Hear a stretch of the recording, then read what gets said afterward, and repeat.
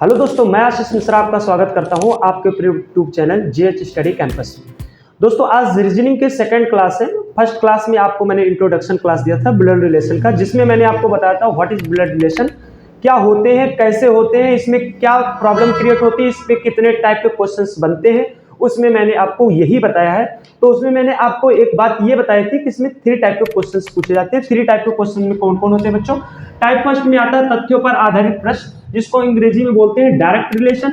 दूसरे टाइप का क्वेश्चन है वार्तालाप या तस्वीर पर आधारित प्रश्न, जिसको बोलते हैं इनडायरेक्ट रिलेशन। और तीसरे टाइप का क्वेश्चन है गणितीय चिन्हों के माध्यम संबंधों को ज्ञात करना, रिलेशन थ्रू मैथमेटिकल साइन।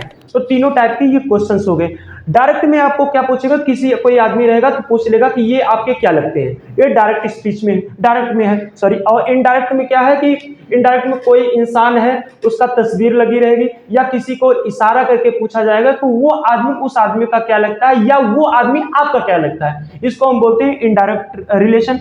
और तीसरे में होता है कि मैथमेटिकल साइन में होता है, जैसे a प्लस बी का अर्थ है ए बी की बहन है, a माइनस बी का अर्थ है ए बी का पिता है। इस प्रकार के क्वेश्चंस आपके पूछे जाते हैं मैथमेटिकल साइन में। तो यहां से आपके तीनों टाइप के क्वेश्चंस हैं, मैं एक एक टाइप का क्वेश्चन करके बताऊंगा। तो आपका पहला टाइप रहेगा तथ्यों पर आधारित प्रश्न, जिसको हम बोलते हैं डायरेक्ट रिलेशन। चलिए दोस्तों देखते हैं, अब यहां से पहला टाइप शुरू करते हैं, तथ्यों पर आधारित प्रश्न डायरेक्ट रिलेशन।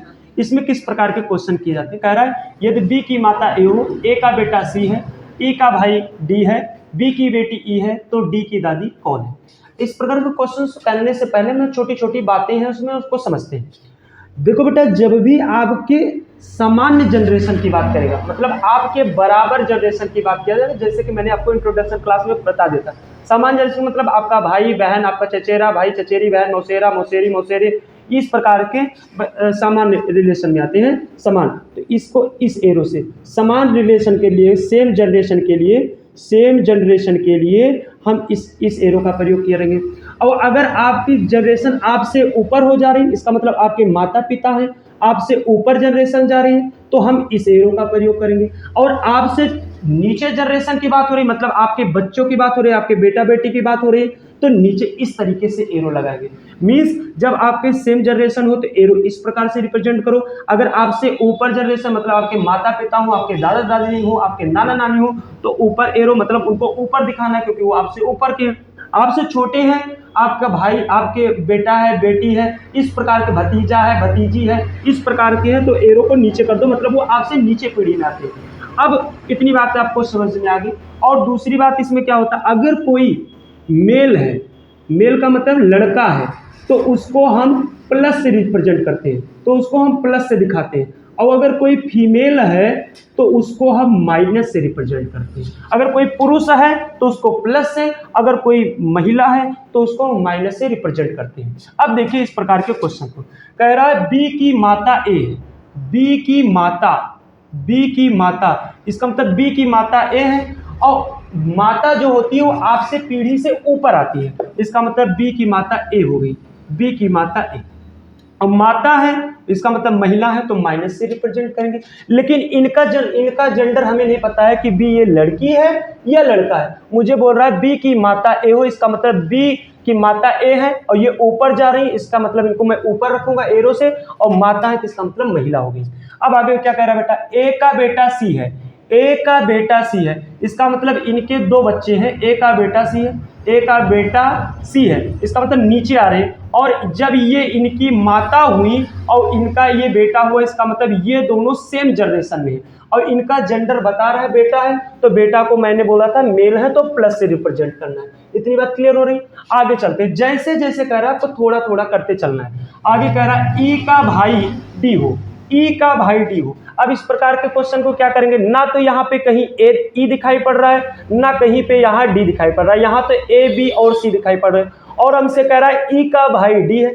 अब हम कैसे रिलेशन करेंगे, ना तो यहाँ पे ई कोई है, ना यहाँ पे डी है, तो हमारे पास प्रॉब्लम क्रिएट होगी। तो इनको छोड़ ही दो, इनको भी छोड़ दो, ई का भाई डी मैंने इसे कर दिया।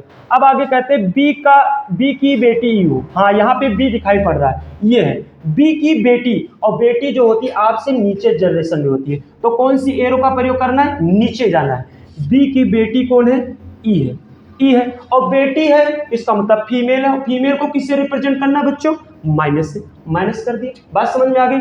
अब जो मैंने पोस्टपोन कर दिया था, जिनको मैंने छोड़ दिया था, उनको फिर से पढ़ो। कह रहा है ई का भाई डी है, ई का भाई डी है, ये देखिए भाई डी है, और भाई जो है वो मेल है, मतलब पुरुष है, तो प्लस से रिप्रेजेंट कर दिया। और भाई जो होते हैं वो आपके सेम जनरेशन में आते हैं, आपके समान पीढ़ी में आते हैं, ये हो गया। अब आपका पूरा का पूरा स्ट्रक्चर बन गया। एक बार मैं स्ट्रक्चर फिर पुनः समझाने की कोशिश करता हूं। कह रहा है यदि बी की माता ए हो, बी की माता ऊपर जाती है, बी की माता ए हो गए, और माता फीमेल होती है इसलिए माइनस से रिप्रेजेंट किया। आगे कह रहा है ए का बेटा सी हो, भाई ये इनकी माता है और ए का बेटा सी हो, इसका मतलब ये दो जने, आप चाहे भाई बहन हो चाहे भाई भाई हो, ये बेटा है सी है और प्लस से रिप्रेजेंट कर दिया। उसके बाद फिर कह रहा है ई का भाई डी हो, ये मुझे पता नहीं था तो इसको मैंने छोड़ दिया। फिर कहा बी की बेटी ई है, बी की बेटी ई है, बी की बेटी नीचे आती है, ई है तो ई को मैंने ऐसे कर दिया, और बेटी है तो फीमेल है, इसको मैंने माइनस से रिप्रेजेंट कर दिया। फिर आगे जो मैंने पोस्टपोन किया था, ई का भाई डी है, ई का भाई डी है, सेम जनरेशन में। बस समझिए पूरा स्ट्रक्चर आपका बन गया बच्चों। अब तो कह रहा तो डी की दादी कौन है, डी की दादी, दादी इसका मतलब ऊपर होगी, और दादी किसे कहते हैं, पिताजी की माता जी को दादी बोलते हैं, पिताजी की माता जी को अर्थात पापा के माता जी को हम क्या बोलते हैं, दादी। तो ये इनकी बहन हुई, और ये इनके क्या हो जाएंगे, पिता होंगे, क्योंकि यहाँ पे जेंडर हो क्लियर नहीं है, तो इनके ये पिताजी हो गए। और पिताजी की माता जी, भाई ये इनकी बहन, और ये बहन के पिताजी, तो जब बहन के जो आपके बहन का पिता है वो आपका भी पिता होगा, तो ये इनके पिताजी। और पिताजी की माता ए है, इसका मतलब जब पिताजी की माता है तो ये मेरी कौन होंगी, दादी जी होंगी। जो आपके पिताजी की माता वो आपकी दादी होंगी, अर्थात इसमें डी की दादी कौन है, तो डी की दादी आपका कौन हो जाएगा, ए हो जाएगा। तो इस प्रकार के क्वेश्चन ये आते हैं आपके डायरेक्ट रिलेशन में। इस प्रकार के क्वेश्चन ऐसे होते हैं बेटा, इसमें आपको क्या करना है, सिर्फ आपको स्ट्रक्चर क्लियर करना है, और इसी प्रकार से आपको इन बातों को ध्यान रखना है। अगर सेम जनरेशन है तो ये साइन, ऊपर जा रही है तो ऊपर, नीचे जा रही है तो नीचे, और मेल है तो प्लस, फीमेल है तो इस प्रकार से क्वेश्चन होगा।